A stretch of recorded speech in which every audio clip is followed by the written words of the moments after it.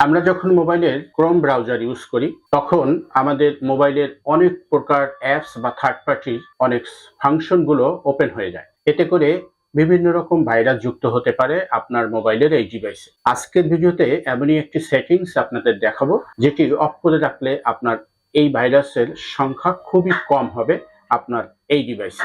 এটি করার জন্য গুগল ক্রোম ইউজ করব। এখান থেকে সেটিংসে প্রবেশ করব। সেটিংসে প্রবেশ করার পর আপনি দেখতে পাবেন একটু নিচের দিকে চলে আসলে সাইট সেটিংস নামে একটি অপশন আসছে। আমরা এই সাইট সেটিংসে প্রবেশ করব। এখান থেকে স্ক্রল করে নিচের দিকে চলে আসবো।